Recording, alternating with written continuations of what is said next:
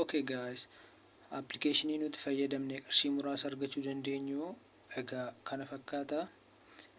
Kanas kan nuti argachuu dandeenyu Play Store irra galuudhaan akka Play Store irra galleen clip jennee gaafa nu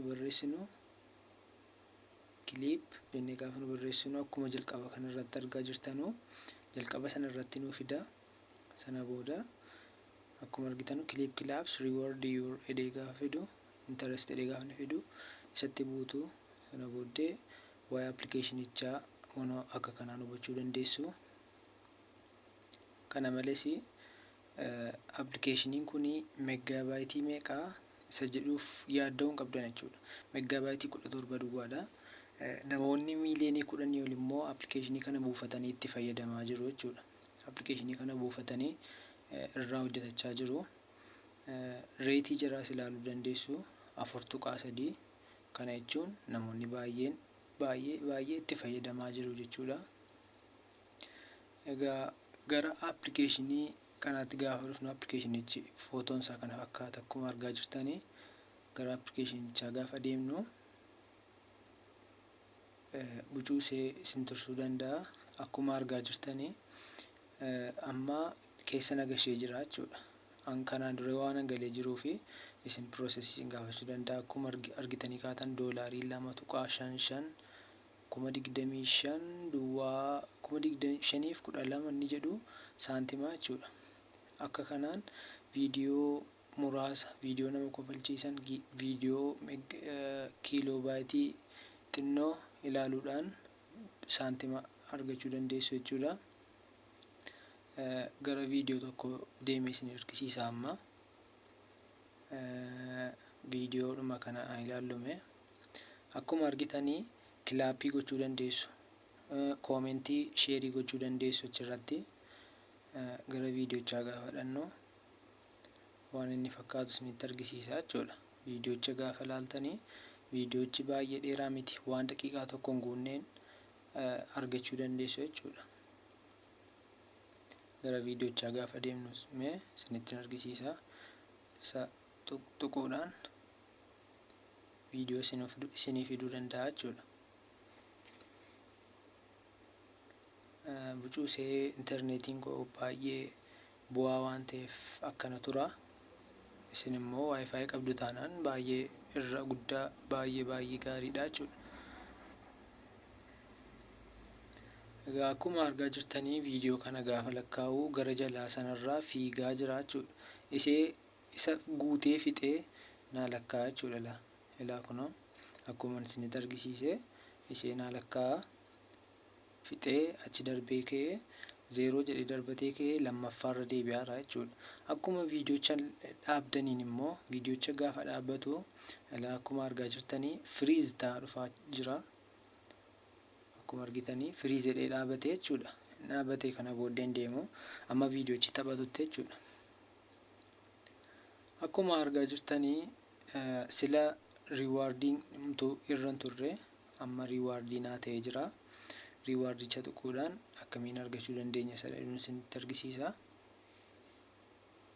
Riiwaardicha gaafa tuqxanii dhiifamaa interneetiin koo baay'ee bu'aadha.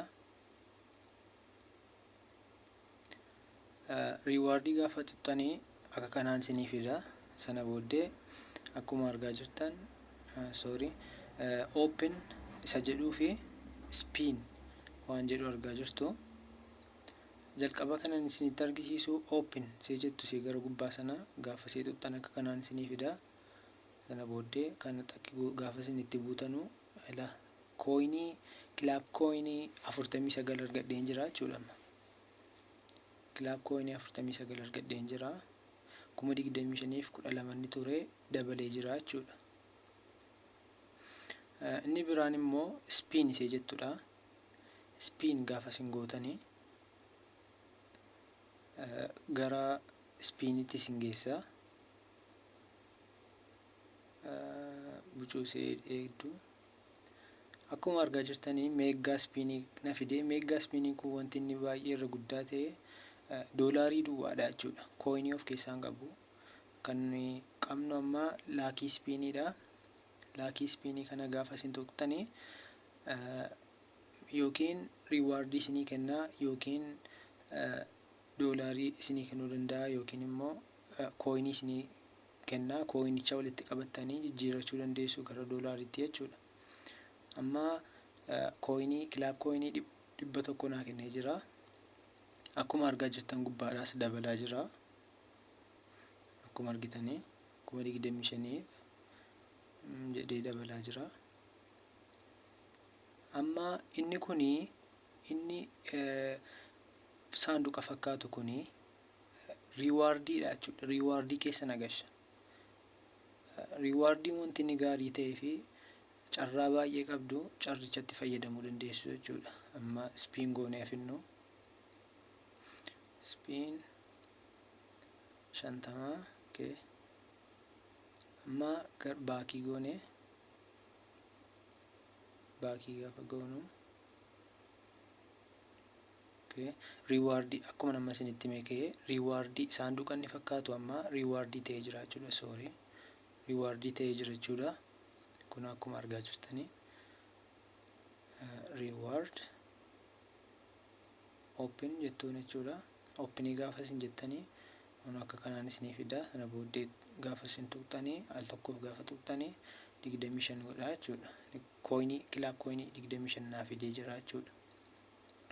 Inni kan biraanii akkamitti doolaarii kana baafachuu dandeenya isa jedhuuf immoo aluma tokkichaan isinitti himee fixee deema. Tokkichaan isinitti hima jechuudha. Gaafa isin doolaarichatti buutanii akka kanaan isinii fida. Sana booddee warri peepaalii qabdanuu saantima 10 kaastanii baafachuu dandeessu. Anamma 2.55 qaba. Sana booddee kaash aawut godhutu kaash aawutitti buutu peepaalii waan hin qabneef jechuudha. Kaash aawut isa jedhee jiru kana aazers gaafa jettanii mobaayil riichaarj bakka jedhu sanatti buutu jechuudha. Mobaayil riichaarjiitti gaafa isin buutanii akka kanaan isinii fida. Bakka isin jirtan waan beekuufi ida'uu 251 Itoophiyaa jedhee fidee jira. Bakka duwwaa sana irratti silkii barreessuu dandeessu jechuudha. Amma lakkoofsa keessan gaafa isin barreessitanii withdraw jettuun jechuudha. Lakkoofsa barreesseen jira. Amma doolaarii 2.55 amma baasuu hin danda'u jechuudha. Doolaarii 10 gaafa geessanii baafachuu dandeessu. Amma withdraw jedheen isinitti argisiisa. Withdraw gaafa jettaniin withdraw okay. Akkuma argaa jirtanii doolaarii 10 gaafa geessanii akka kaardiitti isinii baasaa jechuudha. Itiyoo telekoom Itoophiyaa bakka jedhu sana argaa jirtu. Doolaarii 10 kaastanii babbaafachuu dandeessu jechuudha. Gaafa 10 geessanii baay'ee qallaaliidhaa itti fayyadamaa isiniin jedha. Inni kan biraan maayikilaab kooyins jettu sana maayikilaab kooyinii gaafa isin galtanii kooyiniin 100 doolaarii tokko isinii ta'a jechuudha. Karaa qallaalii. Amma ani 25,336 qaba. 25,336 kuni doolaarii duwwaa tuqaa 2.5 naa kenna jechuudha. Kana exchange gochuu nan danda'a yookiin wal jijjiiruu nan danda'a jechuudha. Kooyinii kennee fi doolaarii fudhachuu jechuudha. Akkaataa sana isinittiin argisiisa. Cash exchange bakka jettu tuqxu. Gaafa isin akka kanaan tuqxanii akka kanaan isinii fida. Sana booda akkuma argaa jirtanii kilaab kooyinii jedhee naa fidee jira. Gara gadiitti immoo kaashii amman ittiin jijjiirrachuu barbaade jijjiirratamu naa fidee jira jechuudha. Inni kuni minimamii fi maaksimamii qaba. Amma barbaaddanii jechuudha. Amma barbaaddan hir'istanii dabaltanii jijjiiruu dandeessu jechuudha. Ammani duwwaa tuqaa duwwaa tokko yookiin immoo 1,000 jijjiireen isinitti argisiisa. 1,000 akkuma argitanii duwwaa tuqaa duwwaa tokko doolaarii jechuudha. Kana gaafa isin exchange jettaniini exchange see jettu kanatti buutu. Sana booda wanta walumaan argina jechuudha. Exchange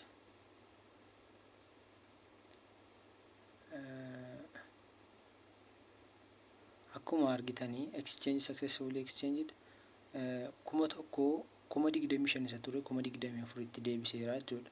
Ammas doolaarii koo 2.55 isa ture 2.56 godhee jira jechuudha.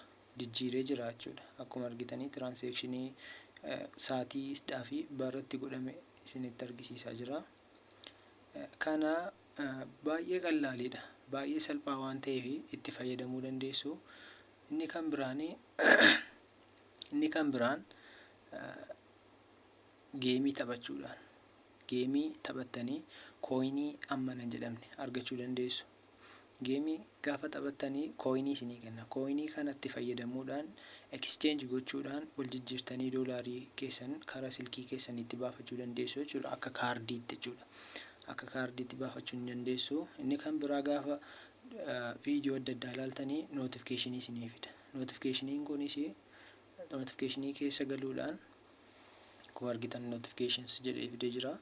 Tokko claim all jettuun jechuudha. Claim all gaafa isin gootanii warra kaan waan adda addaa isinii gochuu danda'a jechuudha. Waan baay'ee keessa isin gashaa. Ani amma gatiin kanaan dura godhee jiruu fi naan fidu jechuudha amma. Inni biraanii redeem ishee jettu. Redeem isheen jettu kuni gaafa isin tuqxanii jalqaba irratti isiniif sidaa isiniif gaafa isin buustanii keessa galtan jechuudha. Koodiin and description boxii jala isiniif kaa'ee jala galuudhaan itti fayyadamuu dandeessu jechuudha. Description boxii jala isa jiru achi jala tuquudhaan koodicha koopii godhachuudhaan achirratti gashitanii argachuu dandeessu. Isinis immoo kan biraa namoota biraa invite gochuudhaan itti fayyadamuu dandeessu jechuudha. Viidiyoon irra qabadhee dhufe kanuma. Subscribe, like, share gochuun ni gatinaa isiniin jedha. Baay'ee galatooma.